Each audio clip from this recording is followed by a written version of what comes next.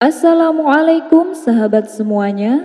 Semoga kita senantiasa diberi kesehatan dan kelancaran rizkinya. Amin ya Rabbal Alamin. Keledai Abu Nawas dijadikan menteri.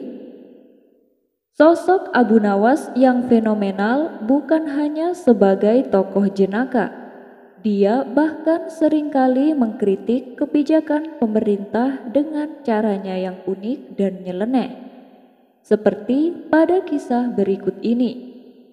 Pada saat itu salah satu menteri istana membuat kebijakan yang membuat rakyat sengsara, dan itu tanpa sepengetahuan Baginda Raja. Hingga pada suatu hari, Baginda Raja memberi Abu Nawas seekor keledai untuk dijadikan sebuah tantangan. Ia meminta kepada Abu Nawas supaya menjaga keledai itu tetap sibuk selama 1 tahun tanpa memberinya makan. Abu Nawas pun menyanggupi tantangan tersebut. Setelah 1 tahun berlalu, Baginda Raja bertanya tentang kondisi keledainya. "Bagaimana Abu Nawas? Apakah keledainya mati?" Abu Nawas menjawab, "Tidak yang mulia, malah keledainya bertambah gemuk." Sontak Baginda Raja terkejut mendengarnya. "Kenapa bisa begitu Abu Nawas?" tanya Baginda Raja. "Karena saya menjadikannya menteri istana," jawab Abu Nawas. "Jadi menteri? Bagaimana mungkin seekor keledai bisa menjadi menteri istana?" tanya Baginda Raja heran. "Bukankah Paduka perintahkan saya untuk menjaga keledai itu tetap sibuk selama 1 tahun tanpa memberinya makan? Itulah dia saya jadikan menteri karena seorang menteri juga tetap sibuk tanpa memberi makan kepada rakyatnya." Mendengar itu, Baginda Raja terdiam. Ia pun mulai menangkap ada sesuatu yang sedang Abu Nawas sampaikan melalui ucapannya yang konyol tersebut.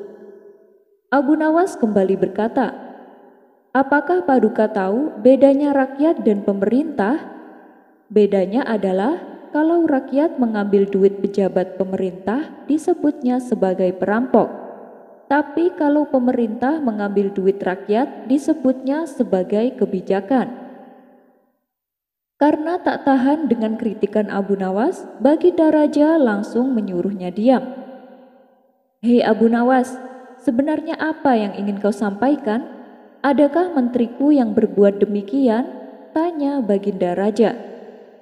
Abu Nawas pun lalu memberitahu tentang kondisi rakyatnya dengan kebijakan baru yang dibuat oleh salah satu menteri istana, di mana sang menteri mewajibkan rakyat menyetorkan 3% dari penghasilannya dengan dalih untuk kesejahteraan dan akan membangunkan tempat tinggal. Baginda Raja sontak kaget mendengarnya dan segera memecat menteri tersebut. Kisah selanjutnya diceritakan, istri Abu Nawas mempunyai keahlian membuat kain dari bulu domba. Kesempatan ini langsung dimanfaatkan Abu Nawas sebagai ladang usaha untuk mendapatkan penghasilan. Akan tetapi, niatan Abu Nawas tersebut awalnya sempat ditolak sang istri. Ia beranggapan bahwa saat ini bulu domba harganya lumayan mahal. Kalaupun sampai ditenun menjadi kain, keuntungannya tidak mencukupi. "Tenang saja, aku bisa membelikanmu bulu domba dengan harga yang cukup murah," tutur Abu Nawas. Maka pergilah Abu Nawas ke pasar dan menemui penjual kambing. "Mau beli kambing yang seperti apa, Tuan?" tanya si penjual. "Yang harganya paling murah," jawab Abu Nawas. "Oh, ada, tapi sudah tua dan juga kakinya pincang," balas si penjual. "Mana coba, tunjukkan," pinta Abu Nawas. Si penjual pun lalu membawakan kambing yang diinginkan Abu Nawas. "Berapa harganya?" tanya Abu Nawas. "2 dinar saja, Tuan," jawab si penjual. "Baik, aku akan membelinya." Adakah kambing lain yang juga murah? Tanya Abu Nawas. Banyak tuan, tapi masih ada di kandang. Kalau tuan berminat, akan saya ambilkan, kata si penjual. Iya, ambilkan saja semuanya, timpal Abu Nawas. Tapi apa tuan yakin kambingnya sudah pada tua semua dan juga rata-rata bertubuh cacat? Kata si penjual memberitahu. Iya, tidak apa-apa, balas Abu Nawas. Setelah semuanya dibawa ke hadapan Abu Nawas, transaksi pun segera dilakukan. Si penjual merasa bahagia karena kambing-kambingnya yang tua dan cacat bisa laku terjual. Bahkan sebagai rasa terima kasihnya, ia memberikan bonus 1 kambing kepada Abu Nawas. Ketika Abu Nawas membawa pulang kambing-kambingnya, ia berpapasan dengan salah satu kawannya yang bernama Tuan Hamid. Melihat Abu Nawas membeli banyak domba tua dan banyak cacat, Tuan Hamid merasa heran dan aneh. Hei Abu Nawas, untuk apa kambing seperti itu? Kalaupun dimasak, dagingnya pun sudah tua, pasti rasanya tidak enak, kata Tuan Hamid. Kamu pasti kena tipu lagi kan? Tanya Tuan Hamid melanjutkan. Tidak, aku memang sengaja membelinya karena harganya murah, balas Abu Nawas. Tentu saja murah, kambingnya sudah pada tua dan banyak cacat. Kalau aku jadi kamu, aku tak akan mau membelinya meskipun harganya murah, ujar Tuan Hamid. Karena penasaran, Tuan Hamid kembali bertanya, sebenarnya untuk apa semua kambing-kambing ini? Abu Nawas menjawab, begini Tuan Hamid, aku hanya akan memanfaatkan bulunya saja. Nanti oleh istriku akan dijadikan benang kain. Benang kain tersebut akan dijual dengan harga yang lebih tinggi. Mendengar penjelasan tersebut, Tuan Hamid mencoba memberinya solusi. Kenapa tidak beli bulu domba saja Abu Nawas? Sudah bersih dan siap untuk dijadikan benang, tutur Tuan Hamid. Bulu domba harganya justru lebih mahal. 1 ekor kambingnya saja 10 dinar. Sedangkan kambing-kambing ini cukup dengan harga 2 dinar, terang Abu Nawas. Disitulah Tuan Hamid baru menyadari akan kecerdikan Abu Nawas. Ia bisa membeli bulu domba dengan harga yang sangat murah. Kisah selanjutnya. Di suatu sore yang cerah, Abu Nawas terlihat ngobrol santai bersama kawan-kawannya di warung. Lalu datanglah Abu Jahil dan ikut nimbrung bersamanya. Obrolan mereka pun semakin seru, apalagi kala itu sedang membahas tentang seorang wanita. Lalu tiba-tiba terucap sebuah pertanyaan dari salah satu orang yang ada di situ. Menurut kalian, kalau mencari seorang istri, pilih yang cantik tapi bandel atau pilih yang jelek tapi penurut? Abu Jahil dengan penuh percaya diri menjawab pertanyaan tersebut. Pilih wanita yang jelek tapi penurut. Contohnya aku, meskipun istriku jelek tapi yang penting penurut, terang Abu Jahil. Mereka pun setuju dengan jawaban tersebut dan memuji pilihan Abu Jahil. Namun ketika mereka menanyakan hal itu kepada Abu Nawas, jawabannya sungguh di luar dugaan. Bahkan jawaban yang ia berikan membuat Abu Jahil meradang. Bagaimana menurutmu Abu Nawas? Kalau mencari istri, pilih yang cantik tapi bandel atau pilih yang jelek tapi penurut? Tanya mereka. Tentu saja aku pilih yang cantik tapi bandel, jawab Abu Nawas. Abu Jahil yang tersinggung dengan jawaban Abu Nawas langsung membantahnya. Percuma punya istri cantik tapi bandel, yang ada malah bikin sakit hati, ujar Abu Jahil. Orang-orang yang mendengar alasan Abu Jahil sepakat dan membenarkannya. Wahai Abu Nawas, benar apa yang dikatakan Abu Jahil. Kenapa kau memilih sebaliknya? Tanya mereka. Dengan tenang Abu Nawas menjawab, begini kawan-kawan, kalau istri cantik tapi bandel, lalu kita doakan terus-menerus, suatu saat akan jadi penurut. Beda dengan istri jelek, meski kita doakan sampai mati pun, wajahnya tidak akan berubah jadi cantik. Celetuk Abu Nawas. Spontan orang-orang tertawa mendengarnya. Adapun Abu Jahil memilih meninggalkan mereka karena tak kuat menahan emosinya. Lolos dari fitnah Abu Jahil. Dikisahkan, suatu hari Abu Jahil dan kawannya kedapatan mabuk minuman keras di pinggir jalan.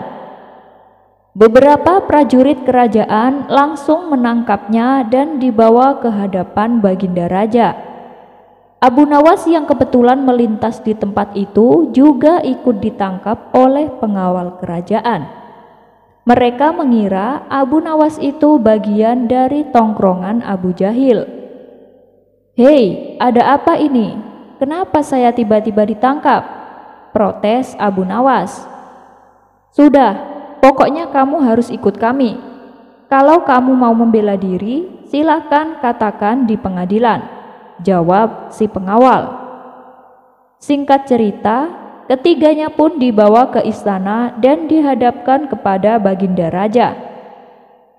Melihat pengawalnya menangkap Abu Jahil dan kawannya juga Abu Nawas, membuat Baginda Raja terkejut.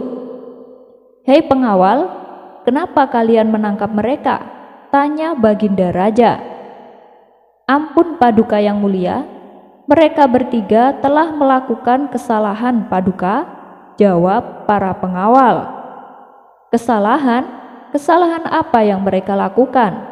tanya Baginda Raja kembali. "Kami mendapati mereka sedang mabuk-mabukan di pinggir jalan Paduka, lalu kami langsung menangkapnya dan membawanya kemari," jawab para pengawal. "Oh, kalau gitu kita bawa mereka ke ruang pengadilan," balas Baginda Raja. Setelah di ruang pengadilan, ketiga orang ini ditanya oleh Baginda Raja, "Apa benar yang dikatakan pengawalku? Kalian bertiga kedapatan mabuk minuman keras." Dengan wajah ketakutan, Abu Jahil berkata, Benar Paduka yang mulia," jawab Abu Jahil. "Kamu juga Abu Nawas, kenapa kamu selalu saja bikin masalah?" tanya Baginda Raja. Mendengar itu, Abu Nawas tak terima dengan tuduhan tersebut. "Ampun Paduka yang mulia, Abu Jahil dan kawannya memang mabuk-mabukan, tapi saya tidak bersama mereka. Jadi waktu itu saya hanya kebetulan melintas di tempat itu Paduka, tapi saya malah ikut ditangkap," kata Abu Nawas membela diri. Untuk membuktikan ucapan Abu Nawas, Baginda Raja lalu mendekati mereka bertiga. Seketika Baginda Raja mencium bau aroma minuman keras dari mulut Abu Jahil dan kawannya. Sedangkan mulut Abu Nawas malah tercium bau jengkol. "Dari kalian bertiga, hanya Abu Nawaslah yang tidak bau minuman keras. Jadi Abu Nawas saya bebaskan," tutur Baginda Raja. Abu Jahil yang memang tak suka dengan Abu Nawas, tak ingin menyia-nyiakan kesempatan untuk memfitnah Abu Nawas. Ia ingin supaya Abu Nawas juga ikut dihukum serta bersamanya. "Paduka yang mulia, Abu Nawas memang tidak ikut minum, tapi dialah yang membelikan kami minuman keras Paduka," kata Abu Jahil. "Woi Abu Jahil, kamu jangan fitnah," teriak Abu Nawas emosi. "Kalau Paduka tidak percaya, tanya saja sama kawanku ini," timpal Abu Jahil sambil memberi kode kepada kawannya supaya mengiyakan ucapannya. "Benar Paduka yang mulia, Abu Nawas yang membelikan kami minuman keras," timpal kawan Abu Jahil. "Kalian berdua sekongkol untuk memfitnah aku ya?" bentak Abu Nawas bertambah emosi. Melihat perdebatan mereka bertiga, Baginda Raja pun melerainya. Sudah, hei Abu Nawas, apa benar yang dikatakan Abu Jahil? Tanya Baginda Raja. Demi Allah Paduka yang mulia, yang dikatakan Abu Jahil itu fitnah, jawab Abu Nawas. Mendengar pembelaan Abu Nawas tersebut, Baginda Raja percaya betul bahwa Abu Nawas memang tidak bersalah. Tapi untuk kali ini Baginda Raja berpura-pura tidak tahu. Beliau sengaja ingin menguji Abu Nawas.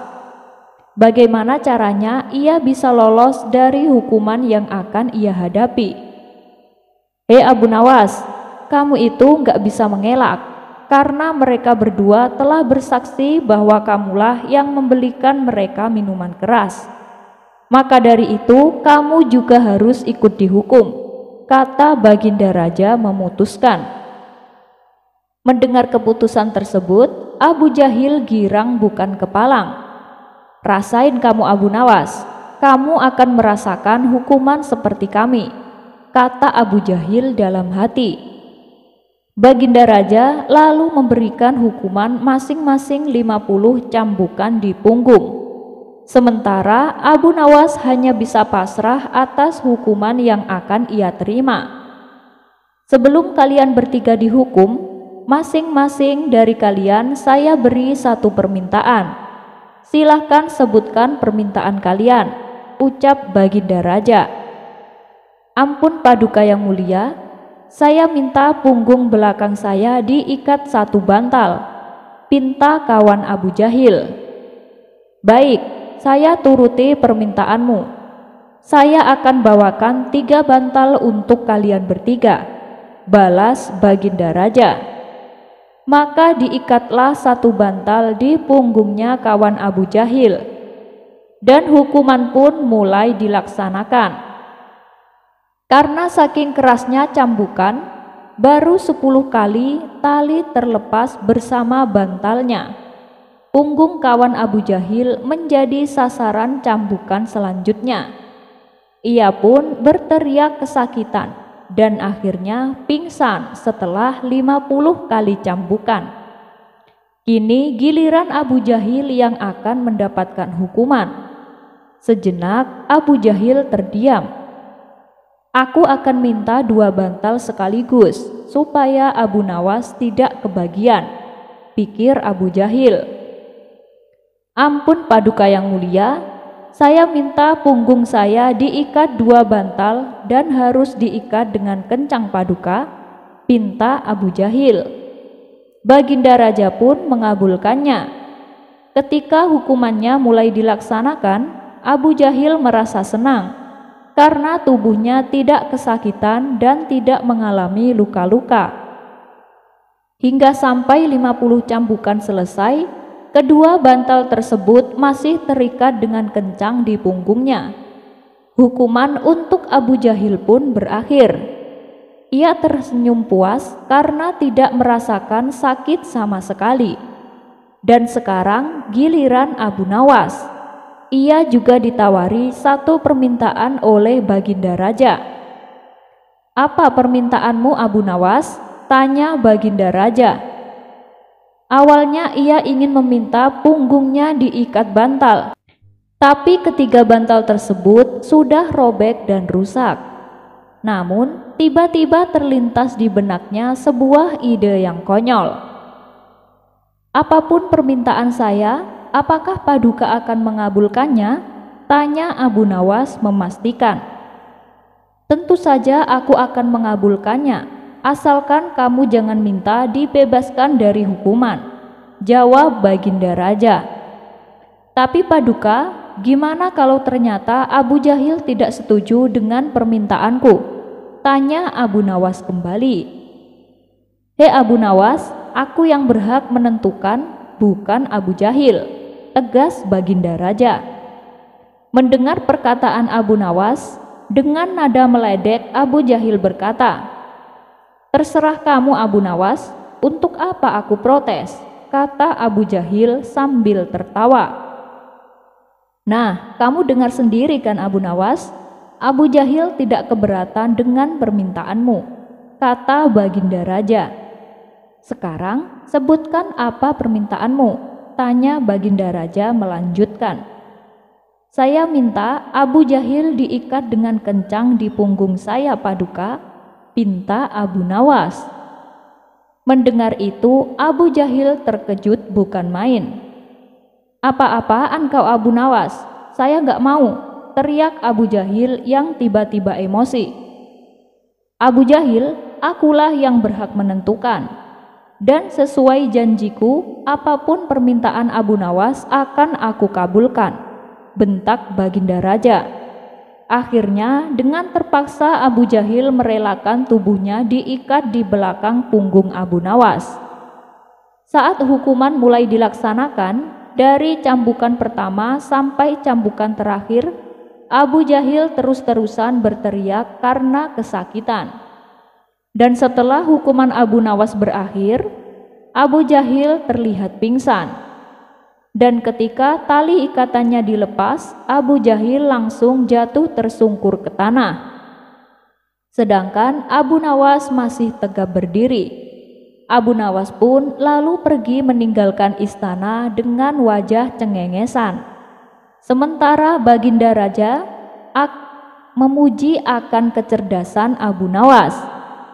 Sebab Abu Nawas bukan hanya bisa lolos dari hukuman, tapi ia juga bisa membuat Abu Jahil mendapatkan hukuman atas perbuatannya.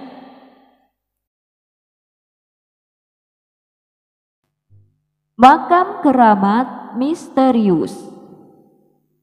Biasanya, ketika ada sebuah makam keramat yang diziarahi banyak orang, dikarenakan di situ dikuburkan seorang yang alim atau pahlawan yang berjasa besar. Namun berbeda dengan makam keramat Abu Nawas. Dikisahkan sepulang Abu Nawas bersilaturahim ke rumah sahabatnya, ia diberi hadiah seekor keledai sebagai kenang-kenangan.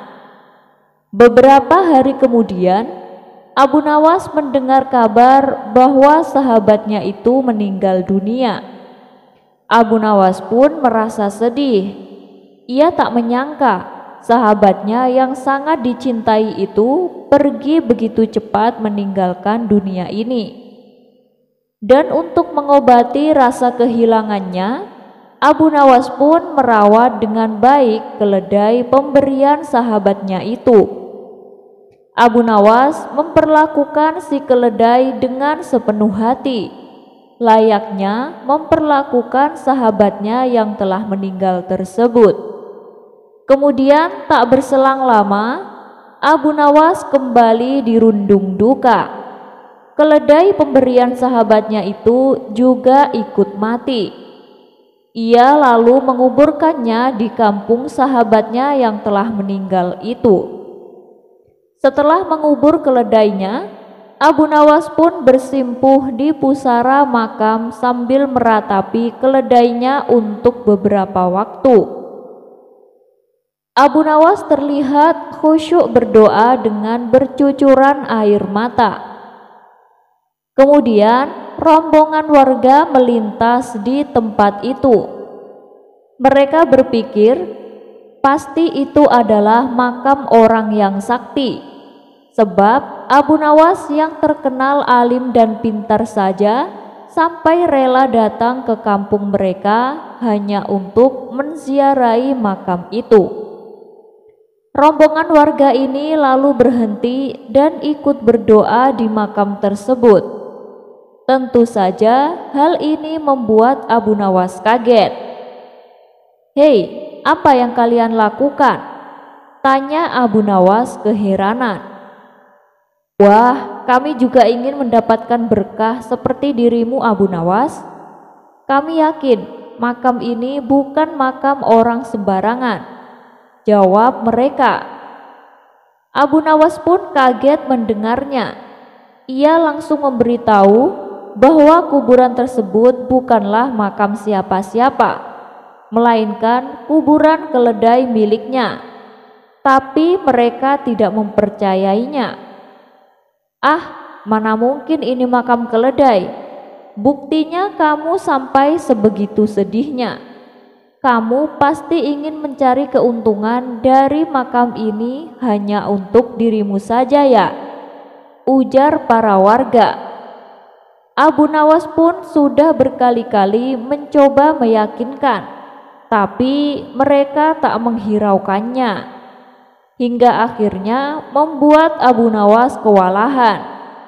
Ia pun menyerah dan meninggalkan kampung tersebut. Setelah bertahun-tahun kemudian, Abu Nawas diajak kawannya jalan-jalan mengunjungi kampung tempat keledai Abu Nawas dimakamkan. Sesampainya di sana, Abu Nawas dan kawannya merasa heran. Kenapa ada banyak orang mengunjungi sebuah makam? Bahkan ratusan orang terlihat antri bergantian menziarahi makam tersebut. Abu Nawas dan kawannya pun menjadi penasaran. Mereka sangat ingin mengetahuinya. Itu makam siapa yang kau kunjungi? Tanya Abu Nawas kepada seseorang yang kebetulan melintas di hadapannya. Itu makam keramat, Tuan, jawab orang itu singkat. Ayo Abu Nawas, kita ke sana. Aku sangat penasaran, ajak kawannya. Mereka berdua pun lalu mendekati makam keramat yang dimaksud, dan ramai dikunjungi sampai ratusan orang itu.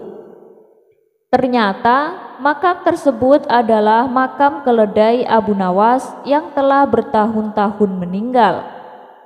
Melihat hal itu, spontan Abu Nawas tertawa terpingkal-pingkal. Hei Abu Nawas, kenapa kamu tertawa? Apa ada yang lucu? Tanya kawannya heran. Kamu tahu tidak makam siapa itu? Tanya Abu Nawas. Loh, memangnya kamu tahu? Kata kawannya balik bertanya. Ya tentu saja aku tahu.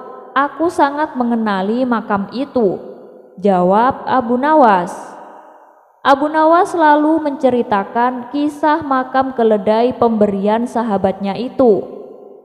Mendengar cerita tersebut, sang kawan seketika ikut tertawa terpingkal-pingkal.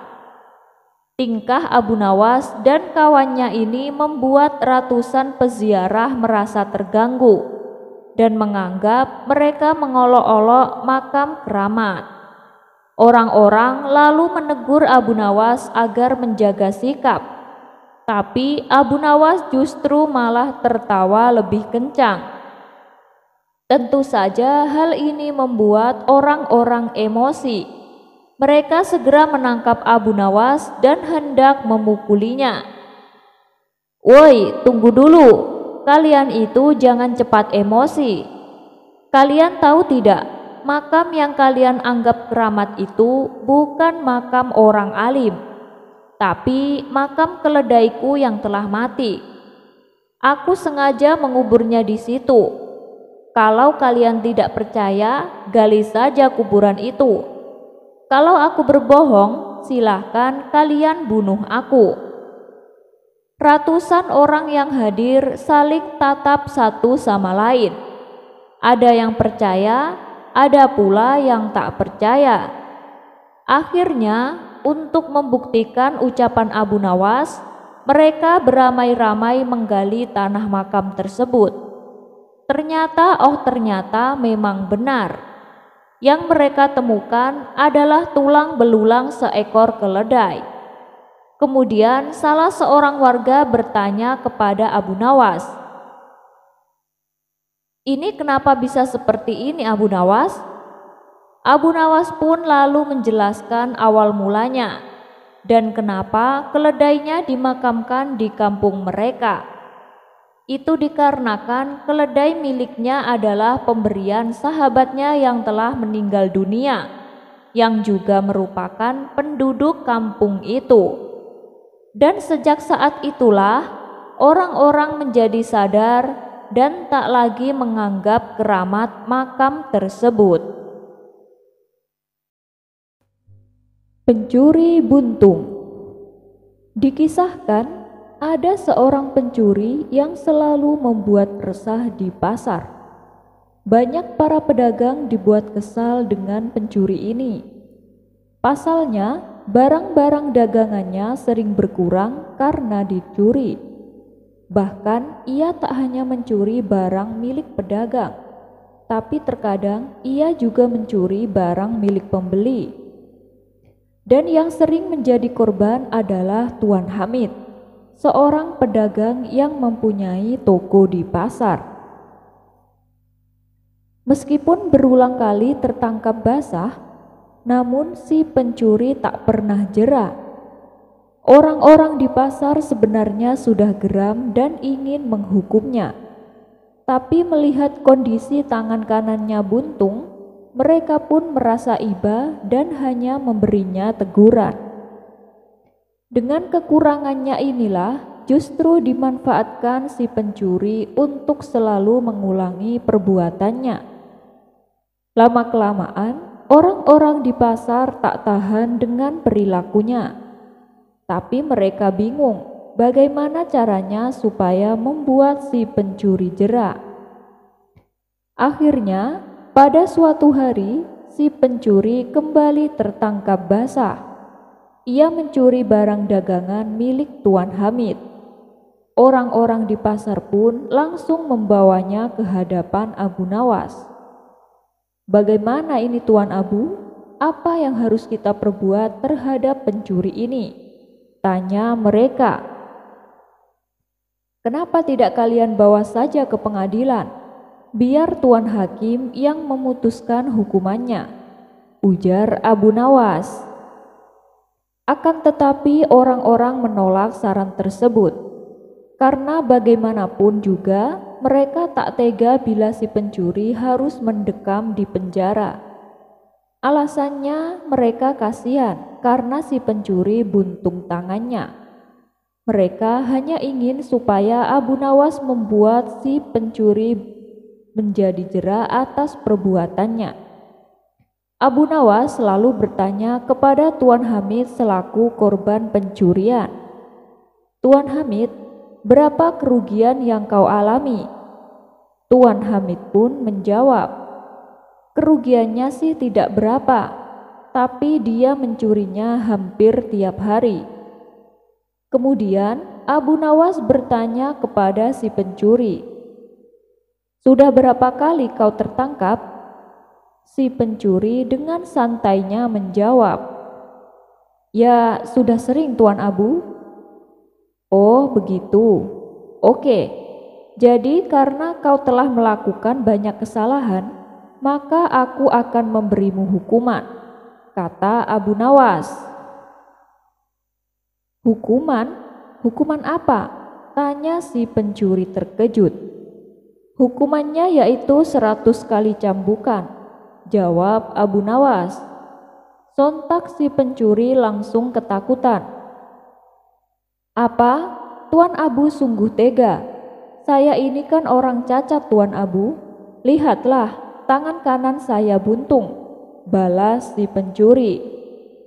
"Itu gak usah khawatir, saya akan berbuat seadil-adilnya. Hukumannya nanti dibagi 2 dengan Tuan Hamid," timpal Abu Nawas. "Maksudnya bagaimana Tuan Abu?" tanya si pencuri tak mengerti. "Jadi gini, 100 cambukan yang akan kau terima akan dibagi 2 dengan Tuan Hamid. Jadi masing-masing mendapatkan 50 cambukan," jelas Abu Nawas.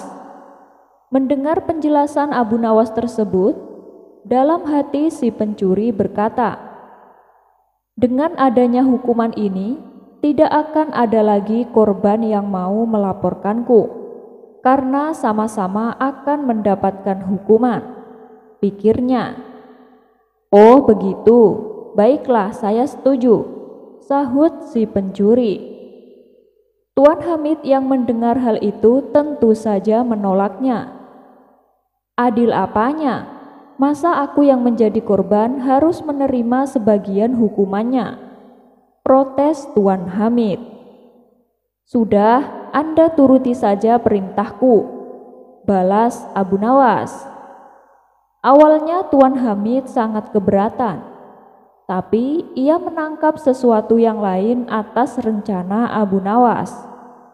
Kemudian Abu Nawas memberikan cemeti dan meminta Tuan Hamid untuk mencambuk si pencuri sampai 50 kali. Si pencuri pun berteriak kesakitan. Setelah selesai menjalani hukuman, kini giliran si pencuri yang akan mencambuk Tuan Hamid. Kurang ajar, sakit sekali tubuhku. Akan kubalas dengan lebih keras lagi, pikir si pencuri. Sambil menahan rasa sakit, ia pun segera mengambil cambuk dan hendak membalas perlakuan Tuan Hamid. Namun, ketika ia akan melakukan aksinya, Abu Nawas buru-buru mencegahnya. Tunggu dulu, bukankah dari awal aku sudah bilang, aku akan berbuat adil terhadap kalian? Tapi kenapa kau melanggarnya? Tukas Abu Nawas. Melanggar bagaimana? Sekarang kan giliranku untuk mencambuknya, balas si pencuri. Iya benar, tapi sewaktu Tuan Hamid mencambukmu, dia memakai tangan kanan kan? Kenapa kau menggunakan tangan kiri? Itu sama sekali tidak adil, protes Abu Nawas. Terus bagaimana ini? Tangan kanan saya kan buntung Tuan Abu, tanya si pencuri. Ya aku gak mau tahu. Dan aku tidak akan membiarkanmu mencambuk Tuan Hamid menggunakan tangan kiri, ujar Abu Nawas. Akhirnya si pencuri pun tak bisa berbuat apa-apa. Ia hanya bisa pasrah menjalani hukuman yang telah ia terima. Hei pencuri, kalau kamu sampai mencuri lagi, kamu akan mendapatkan hukuman sama seperti ini, ancam Abu Nawas.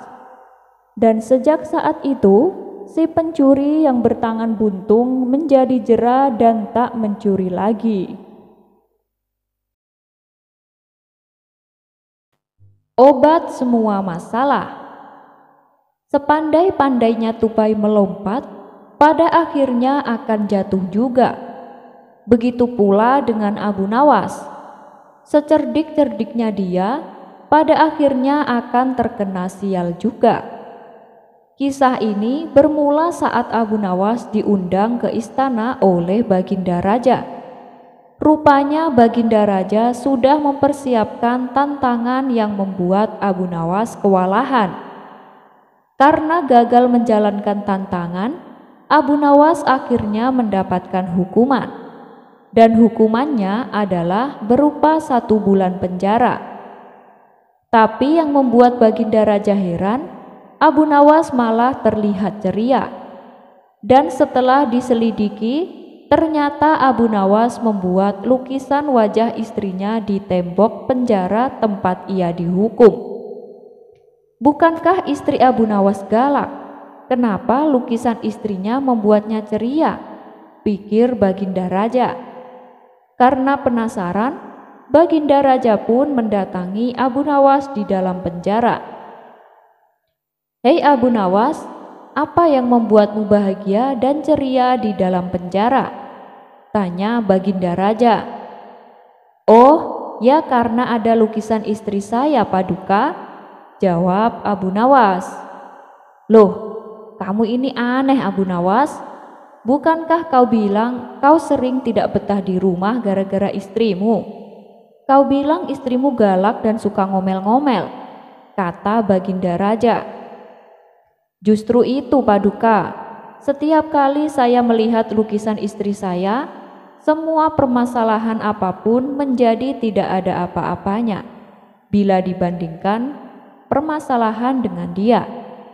Oleh sebab itulah saya bahagia dan ceria di dalam tembok penjara ini, celetuk Abu Nawas. Spontan Baginda Raja tertawa terpingkal-pingkal. Ia pun lalu melepaskan Abu Nawas karena telah membuatnya tertawa. Poci bisa bicara. Suatu ketika, Abu Nawas mengalami kesusahan ekonomi, sehingga untuk mencukupi kebutuhannya sehari-hari, ia terpaksa akan menjual barang-barang yang ada di rumahnya. Tapi ia bingung barang apa yang bisa laku dijual. Setelah mengamati seisi ruangan rumah, matanya tertuju pada sebuah guci tua. Guci tersebut merupakan barang antik peninggalan dari mendiang ayahnya. Akhirnya ia pun terpaksa membawa guci itu ke toko barang antik. "Tuan, aku mau menjual guci ini," kata Abu Nawas kepada pemilik toko. Ketika si pemilik toko melihat guci tersebut, si pemilik toko merasa takjub. "Wah, ini kan barang antik, sudah sangat langka. Guci seperti ini pasti harganya mahal," pikir si pemilik toko. Namun karena sifat serakahnya, terbesit niat si pemilik toko untuk menipu Abu Nawas. "Ini sih guci biasa Abu Nawas, mana laku dijual," kata si pemilik toko berpura-pura. Mendengar hal itu, Abu Nawas pun kecewa dan hendak kembali pulang. Tapi tiba-tiba si pemilik toko mencegahnya. Abu Nawas, memangnya kamu sedang butuh uang? Sampai-sampai kamu jual guci." "Baiklah, aku akan beli gucimu," ujar si pemilik toko. "Tapi katamu ini guci biasa, memangnya bisa laku berapa?" tanya Abu Nawas. "Ya paling cuma 5 dinar lah, itu pun kalau kamu mau. Karena kan tujuanku membeli guci itu semata-mata hanya untuk menolongmu Abu Nawas," ujar si pemilik toko. Akhirnya keduanya pun sepakat. Guci Abu Nawas terjual dengan harga 5 dinar. Beberapa hari kemudian, Abu Nawas dipanggil Baginda Raja untuk datang ke istana. Maka berangkatlah ia memenuhi panggilan rajanya itu. Singkat cerita, sampailah Abu Nawas ke istana dan menghadap Baginda Raja. "Abu Nawas, tempo hari istriku membeli sebuah guci di toko barang antik. Aku lihat-lihat, guci itu persis seperti guci milik mendiang ayahmu. Memang kamu menjualnya?" tanya Baginda Raja. "Iya Paduka, saya menjualnya karena sedang butuh uang," jawab Abu Nawas. "Oh ya sudahlah, berapa kamu menjualnya?" tanya Baginda Raja. 5 dinar Paduka," jawab Abu Nawas. "Apa? 5 dinar? Apa aku nggak salah dengar? Itu kan guci antik yang langka, harganya bisa sampai 200 dinar Abu Nawas," kata Baginda Raja. "Waduh, saya sendiri juga tidak tahu Paduka. Soalnya si pemilik toko bilang kalau itu hanya guci biasa. Berarti saya kena tipu," sesal Abu Nawas. Mendengar itu, Baginda Raja pun ikut merasa geram. "Jangan khawatir Abu Nawas, aku akan panggil dia untuk mempertanggungjawabkan perbuatannya," ucap Baginda Raja. "Tidak usah Paduka, saya sudah punya cara lain untuk memberinya pelajaran," ucap Abu Nawas. Kemudian pada keesokan harinya, Abu Nawas kembali mendatangi toko penjual barang antik tersebut. "Wahai kawanku Abu Nawas, apa yang bisa saya bantu?" kata si pemilik toko menyambutnya. "Aku mau menjual poci ini, apa kamu mau membelinya?" tanya Abu Nawas. "Coba lihat sini pocinya," pinta si pemilik toko. Setelah ia mengamati dengan seksama, ternyata itu hanyalah poci biasa yang harganya paling cuma 5 dinar. "Mau jual harga berapa pocimu ini?" tanya si pemilik toko. 200 dinar, jawab Abu Nawas. "Apa? 200 dinar? Gila kamu, gak mau beli aku," ujar si pemilik toko. "Kalau gak mau ya udah, aku juga gak akan memaksa kok," kata Abu Nawas sambil berpura-pura akan berlaru. Tunggu dulu Abu Nawas, jangan pergi dulu. Aku penasaran kenapa harganya bisa semahal itu," tanya si pemilik toko. "Begini ya Tuan, ini bukan sembarang poci. Ini adalah poci ajaib, bisa menjawab pertanyaan apapun," jawab Abu Nawas. Lalu untuk mengetes kebenarannya, si pemilik toko memegang kantong tempat ia menyimpan uangnya. "Hei Poci, berapa jumlah uang yang ada di kantongku ini?" tanya si pemilik toko. Abu Nawas berpura-pura mendekatkan Poci itu ke telinganya, seolah-olah ia mencoba mendengarkan sesuatu dari Poci itu. Kemudian Abu Nawas mengangguk-angguk seakan-akan baru saja diberitahu oleh si Poci. "Jumlahnya ada 50 dinar dan 770 dirham, jawab Abu Nawas. Si pemilik toko pun menjadi terkesan dan akhirnya ia pun bersedia membelinya dengan harga 200 dinar. Setelah transaksi selesai, Abu Nawas pun lalu pulang dengan membawa uang 200 dinar. Tidak berapa lama kemudian, selepas kepergian Abu Nawas, si pemilik toko mencoba menghitung kembali uang yang ada di kantongnya. Ternyata jumlahnya tidak sesuai dengan jawaban Abu Nawas. Dia bilang jumlahnya 50 dinar dan 770 dirham. Lah, ini ternyata jumlahnya 67 dinar dan 400 dirham. Kurang ajar Abu Nawas telah menipuku, pikir si pemilik toko. Dengan penuh amarah, ia pun segera pergi mendatangi rumah Abu Nawas. "Abu Nawas, kamu penipu. Jumlah uang yang kamu sebutkan tidak sesuai dengan isi kantongnya," hardik si pemilik toko. Tapi dengan entengnya Abu Nawas menjawab, "Loh, kamu kan bertanya kepada Poci, bukan kepadaku. Poci itu memang tidak pernah berbohong. Yang kamu dengar itu kan jawaban dariku, bukan dari Poci," jelas Abu Nawas. "Tapi yang kamu bilang tadi bukannya kamu dengar dari Pocimu," kata si pemilik toko bertambah geram. Tunggu dulu, saya tidak pernah bilang seperti itu loh. Kamunya aja yang salah paham," ujar Abu Nawas. "Kurang ajar kamu Abu Nawas, akan aku adukan kamu kepada Baginda Raja biar kamu ditangkap dan dihukum," ancam si pemilik toko. "Nah, kebetulan sekali, ayo kita ke istana sekarang. Di sana kamu akan menjumpai guci yang telah aku jual kepadamu, dan kedatanganmu sudah ditunggu-tunggu oleh Baginda Raja," timpal Abu Nawas. "Sialan, berarti Abu Nawas sudah tahu kalau aku telah menipunya. Ternyata tempo hari wanita yang membeli guci adalah wanita suruhan permaisuri," pikir pemilik toko. "Gimana, kita jadi ke istana apa tidak nih?" ledek Abu Nawas. Tanpa berkata sepatah pun, si pemilik toko langsung ngelayar pergi meninggalkan rumah Abu Nawas. Rezeki nggak kemana. Dikisahkan, kondisi ekonomi keluarga Abu Nawas sedang mengalami kesusahan.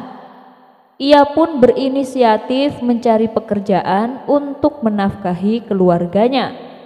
Maka pergilah Abu Nawas ke pasar. Beberapa toko sudah ia datangi, hendak melamar pekerjaan. Namun tak satu pun yang berminat menggunakan jasa tenaganya.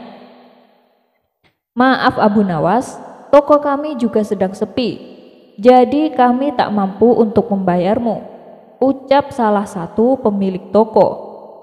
Hingga waktu menjelang siang, Abu Nawas masih belum juga mendapatkan pekerjaan. Dengan perasaan kecewa, Abu Nawas memutuskan balik ke rumah. Ketika ia tengah menyusuri jalanan sepi, tiba-tiba kakinya terantuk sesuatu. Karena penasaran, Abu Nawas membungkuk dan mengambilnya. Ternyata cuma koin penyok yang sudah karatan. Gerutu Abu Nawas kecewa. Meskipun begitu, ia memasukkan koin tersebut ke dalam sakunya. Kemudian ia melanjutkan langkahnya pulang ke rumah. Saat ia melewati toko barang antik, ia ditegur oleh si pemilik toko yang kebetulan adalah sahabatnya. "Hei Abu Nawas, dari mana? Mampirlah kemari," pintanya. Abu Nawas pun mampir ke toko sahabatnya itu. Ia lalu dipersilahkan duduk dan diajaknya minum secangkir teh hangat. "Ini nih, dari pagi aku mencari pekerjaan, tapi belum juga aku dapatkan," ucap Abu Nawas membuka obrolan. "Ya mau gimana lagi Abu Nawas, kondisi pasar memang sedang lesu. Kamu sendiri lihat kan, toko saya terlihat sepi," balas sahabatnya. "Oh iya, tadi aku menemukan koin, tapi kondisinya sudah penyok dan karatan. Kalau kamu berminat, ini ambil saja," kata Abu Nawas sambil menyerahkan koinnya. Sahabatnya itu tampak serius mengamati koin pemberian Abu Nawas. "Wah, ini kan koin barang antik Abu Nawas, banyak yang mencarinya. Kemarin saja ada saudagar kaya datang kemari. Ia hendak membeli koin seperti ini. Begini saja Abu Nawas, kamu sedang butuh uang kan? Nah, sebagai imbalannya aku kasih kamu uang 300 dinar, ucap sahabatnya. "Yang benar, kamu serius nih?" tanya Abu Nawas kaget. "Ya iyalah Abu Nawas, aku serius," balas sahabatnya sambil memberikan uang 300 dinar. Setelah menerima uang tersebut, Abu Nawas buru-buru pamit pulang. Ia berencana membeli makanan bagi keluarganya. Di tengah jalan, Abu Nawas berpapasan dengan seseorang yang sedang membawa kambing. Terlintaslah di benak Abu Nawas ingin membeli kambing tersebut untuk dijadikan hidangan. Tapi sayangnya, uang yang ia punya hanya 300 dinar. "Kamu berminat membeli kambing ini?" tanya orang tersebut. "Iya, tapi uangku hanya 300 dinar, jawab Abu Nawas. "Ya sudah, gak apa-apa, aku memang hendak menjualnya 300 dinar, balas orang tersebut. Akhirnya Abu Nawas berjalan pulang dengan membawa seekor kambing. Dan lagi-lagi ketika ia melewati rumah saudagar kaya, Abu Nawas dipanggilnya. "Hei Abu Nawas, sini aku beli kambingmu. Nanti malam aku mau mengadakan pesta keluarga," ucap saudagar kaya. "Boleh saja, tapi harganya 1000 dinar, jawab Abu Nawas asal-asalan. Tanpa diduga saudagar kaya tersebut menyetujuinya. "Ya, sini aku bayar," kata saudagar kaya. Dengan senang hati Abu Nawas menjual kambingnya, sebab ia mendapatkan untung 700 dinar. Maka pulanglah Abu Nawas dengan membawa uang 1000 dinar. Sialnya, saat ia hendak masuk rumah, Abu Nawas dihadang sekawanan perampok. Salah satu dari mereka mengacungkan pisau belati ke arah Abu Nawas. "Berikan uangmu atau aku akan membunuhmu," ancam si perampok. Dengan tubuh gemetaran, Abu Nawas memberikan uang 1000 dinar miliknya. Sementara istri Abu Nawas yang melihat kejadian itu dari balik jendela langsung keluar dan berteriak, "Woi, apa yang kalian lakukan?" Mendengar teriakan tersebut, perampok itu langsung kabur tunggang langgang. "Apa yang terjadi? Engkau baik-baik saja kan? Apa yang diambil oleh perampok itu?" tanya sang istri. Tak ingin membuat istrinya marah, Abu Nawas mengangkat bahunya dan berkata, "Oh, bukan apa-apa, hanya sebuah koin penyok yang kutemukan tadi pagi." Abu Nawas pun berjalan memasuki rumahnya. Di dalam rumah, Abu Nawas duduk termenung. Ia meratapi kejadian yang barusan menimpanya. "Mungkin uang tadi belum rezekiku," batin Abu Nawas menghibur diri. Dan tak berselang lama, tiba-tiba pintu rumahnya diketuk seseorang. Abu Nawas beranjak dari tempat duduk dan membukakan pintu. Ternyata tamu yang datang adalah sahabatnya yang mempunyai toko barang-barang antik. "Abu Nawas, ada kabar gembira untukmu. Koin yang kamu temukan tadi ternyata laku sampai 10.000 dinar. Dan aku pikir akan lebih bijak bila hasilnya dibagi dua denganmu," kata sahabatnya. Nah, tadi siang kan sudah memberimu 300 dinar. Ini sisanya 4.700 dinar. Silahkan diterima, ucap sahabatnya sambil memberikan uang sisanya. Alhamdulillah, terima kasih kawan, balas Abu Nawas. Dari kisah ini bisa kita ambil pelajaran bahwasannya kesabaran hati saat menerima musibah pasti akan berbuah kemanisan. Kisah selanjutnya. Dikisahkan, dahulu ada penguasa Mesir yang tidak mempercayai Mi'raj Nabi Muhammad. Mi'raj adalah suatu perjalanan ke Sidratul Muntaha yang dilakukan oleh Rasulullah. Sang Sultan pun mengumpulkan beberapa ulama untuk diajaknya berdiskusi. Sejumlah ulama sudah mencoba menjelaskan, tapi sang Sultan tak merasa puas. Dia beranggapan bahwa peristiwa Mi'raj tak bisa dipercaya dan tak masuk akal. Bagaimana mungkin dalam semalam Rasulullah dibawa ke langit dan dalam semalam Rasulullah bisa menyaksikan surga dan neraka? Bahkan beliau bertemu dan berbicara dengan Allah sampai 90.000 kali. Belum lagi berbagai peristiwa lain, seperti dikembalikannya ke kamarnya sementara tempat tidurnya masih hangat, dan juga kendi air yang terguling karena tersentuh Rasulullah waktu berangkat. Masa saat Rasulullah kembali, air yang tersisa di dalam kendi belum habis keluar? Itu sesuatu yang mustahil, kata sang sultan tak percaya. Kabar ini pun akhirnya sampai ke telinga seorang ulama yang bernama Syekh Sihabuddin. Beliau adalah seorang ulama karismatik yang terkenal akan keistimewaan karomahnya. Segera saja beliau berangkat ke istana dan menghadap sang sultan. Wahai tuan, saya akan membuktikan kalau peristiwa Mi'raj Rasulullah memang benar adanya, kata Syekh Sihabuddin. Baik, tunjukkan padaku, balas sang sultan.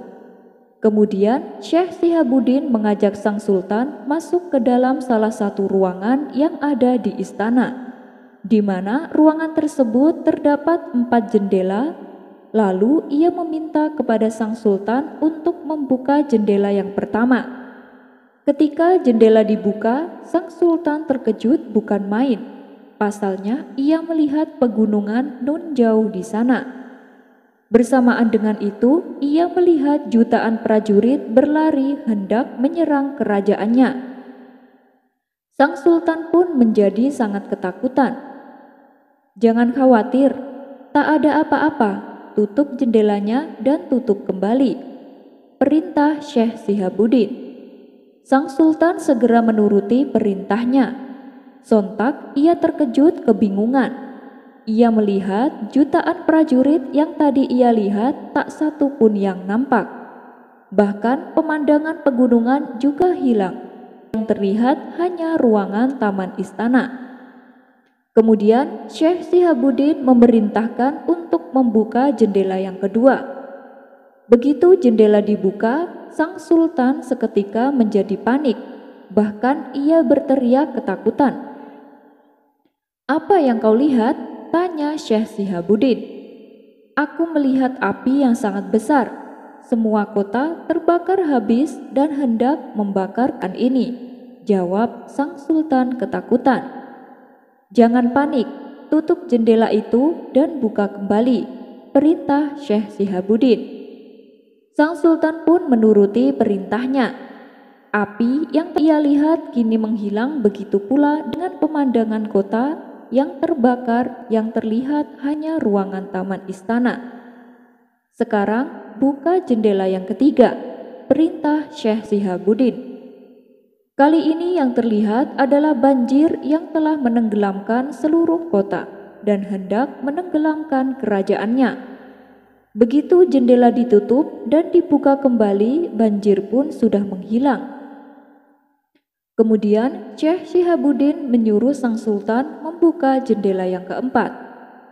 Tampaklah sebuah pemandangan yang luar yaitu sebuah taman seperti taman surga.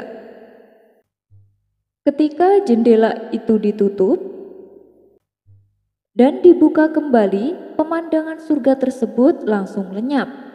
Di saat sang sultan tengah kebingungan, ia kembali diperintah untuk mengambil seember air. Lalu sang sultan disuruh memasukkan kepalanya ke dalam ember yang berisi air tersebut. Segera setelah sultan melakukan itu, tiba-tiba ia berada di sebuah pantai yang sepi, di tempat yang sama sekali tak dikenalnya. Tak lama berselang lama, lewatlah beberapa orang penebang kayu dan menanyakan dirinya. Karena sulit menjelaskan, sang sultan mengatakan bahwa ia terdampar di pantai karena kapalnya pecah. Mereka lalu memberi sang sultan makanan dan memberinya pakaian. Kemudian sang sultan berjalan menuju sebuah kota. Sesampainya di kota tersebut, ada seorang tukang besi yang kasihan kepadanya. Ia mengira sang sultan adalah gelandangan. "Siapa kamu dan dari mana asalmu?" tanya si tukang besi. Sang sultan menjawab dengan mengaku ia adalah seorang pedagang yang terdampar. "Kemarilah, masuklah ke rumahku," ajak si tukang besi. Setelah sang sultan menerima ajakannya, ia diberitahu tentang kebiasaan kota itu, bahwa semua pendatang baru boleh meminang wanita yang pertama ditemuinya, dengan syarat wanita tersebut bersedia. "Di mana aku bisa menemukan wanita?" tanya sang sultan. "Pergilah ke tempat pemandian umum dan tunggulah di depan tempat itu," kata si tukang besi menjelaskan. Maka pergilah sang sultan ke sana. Tak berapa lama keluarlah seorang wanita cantik. Sang sultan lalu bertanya kepadanya, "Apakah kau sudah menikah?" Wanita tersebut menjawab sudah. Sang sultan pun menunggu wanita berikutnya. Kali ini yang keluar adalah wanita berparas jelek. Karena tak mau beristri wanita buruk rupa, sang sultan pun tak bertanya kepadanya tak berikutnya. Wanita itu adalah seorang gadis cantik yang lebih cantik dari yang pertama. "Apakah kau sudah menikah?" tanya sang sultan. Gadis tersebut menjawab belum. Tapi karena penampilan sang sultan seperti gelandangan, gadis tersebut menolak untuk diajak menikah. Selepas kepergian gadis itu, sang sultan termenung sambil meratapi nasibnya. Tiba-tiba ada seorang lelaki datang menghampirinya. "Wahai tuan, aku diperintah ke sini untuk menjemputmu. Mari ikut aku," kata si lelaki. Sang sultan pun mengikuti lelaki itu dan dibawa ke sebuah rumah yang sangat indah. Kemudian ia dipersilahkan duduk di salah satu ruangan yang megah. Setelah berjam-jam lamanya menunggu, datanglah 4 wanita cantik dengan berpakaian indah. Mereka mengantarkan wanita kelima yang kecantikannya melebihi mereka. "Bukankah dia gadis terakhir yang aku jumpai saat di pemandian umum?" gumam sang sultan. Kemudian gadis itu mengucapkan selamat datang dan mengatakan bahwa ia telah bergegas pulang untuk menyiapkan kedatangannya. Dan mengenai penolakannya tadi, itu sebenarnya sekedar basa-basi yang dilakukan oleh setiap wanita apabila berada di jalan. Tak lama menyusul sebuah hidangan yang lezat dan jubah indah yang disiapkan untuk sang sultan. Akhirnya menikahlah keduanya. Selama 7 tahun sang sultan menetap di sana dan dikaruniai 7 orang anak. Selama itu pula sang sultan sering menghambur-hamburkan kekayaan istrinya, sehingga dalam waktu kurun 7 tahun kekayaan istrinya ludes tak tersisa. Kini istrinya menuntut sang sultan untuk menanggung kebutuhan dia dan anak-anaknya. Kemudian sang sultan teringat pada sahabatnya yang pertama kali ditemuinya di kota itu, yaitu seorang tukang besi. Sang sultan pun kembali menemuinya untuk meminta nasihat. Karena sang sultan tidak memiliki kemampuan apapun untuk bekerja, ia disarankan pergi ke pasar untuk menjadi kuli. Dalam sehari, meskipun ia telah mengangkat beban yang sangat berat, ia hanya bisa mendapatkan 1/10 dari uang yang dibutuhkan guna menghidupi keluarganya. Hari berikutnya, sang sultan pergi ke pantai, tempat di mana dulu pertama kali ia datang ke sini. Sesampainya di sana, ia hanya duduk terdiam dan kembali merenungi nasibnya. Kemudian ia memutuskan mengambil air wudhu dan menunaikan ibadah sholat. Pada saat itu, mendadak ia berada kembali di istananya bersama-sama dengan Syekh Shihabuddin dan segenap pejabat kerajaan. Sang sultan pun merasa bahagia dan tak henti-hentinya bersyukur. Ketika ia menoleh ke arah Syekh Shihabuddin, amarah sang sultan langsung bergejolak. "Hai orang jahat, 7 tahun aku dalam pengasingan, 7 tahun aku menghidupi keluarga dan harus menjadi kuli. Apakah kau tidak takut kepada Allah hingga berani melakukan hal ini terhadapku?" bentak sang sultan. "Wahai sultan, peristiwa yang kau alami tidaklah seperti yang kau pikirkan," tutur Syekh Shihabuddin. "Maksudmu bagaimana?" tanya sang sultan tak mengerti. "Kejadian itu hanya sesaat, yakni saat kau mencelupkan wajah ke air, bukan 7 tahun, kata Syekh Shihabuddin memberitahu. Spontan sang sultan terkejut mendengarnya. "Bagaimana mungkin?" pikir sang sultan. Ia pun lalu menanyakan hal itu kepada seluruh pejabat istana, dan mereka pun membenarkan apa yang dikatakan oleh Syekh Shihabuddin.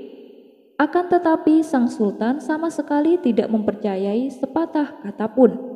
Ia lalu segera perintahkan prajurit untuk menangkap dan memenggal kepala Syekh Shihabuddin. Syekh Shihabuddin yang sudah menduga perilaku sang sultan langsung menunjukkan karomah lainnya. Dalam sekejap, tiba-tiba ia menghilang dan sudah berada di kota Damaskus, di mana jarak antara Mesir dan Damaskus butuh waktu seminggu perjalanan. Kemudian dari kota Damaskus, Syekh Shihabuddin mengirim surat kepada sang sultan. Surat tersebut berisi sebagai berikut. 7 tahun telah berlalu bagi Tuan, seperti yang telah Tuan rasakan sendiri. Padahal yang Tuan alami hanya sesaat saja ketika wajah Tuan terselup di air karena adanya kuasa Allah. Tujuan saya melakukan itu, saya bermaksud membuktikan tentang kebenaran kisah Mi'raj Rasulullah. Bukankah menurut kisah itu tempat tidur Nabi masih hangat dan kendi air itu belum habis isinya? Yang penting bukanlah terjadi atau tidaknya peristiwa itu. Segalanya mungkin terjadi, namun yang penting adalah makna kenyataan itu. Peristiwa yang Tuan alami tak ada maknanya sama sekali. Sedangkan peristiwa Mi'raj Rasulullah mengandung makna yang luar biasa. Setelah membaca surat tersebut, sang sultan pun baru menyadari, dan sejak saat itu ia mempercayai adanya perjalanan Mi'raj yang dilakukan oleh Rasulullah. Kisah ini dinukil dari buku Kisah-Kisah Sufi karya Idris Shah. Wallahu a'lam bishawab.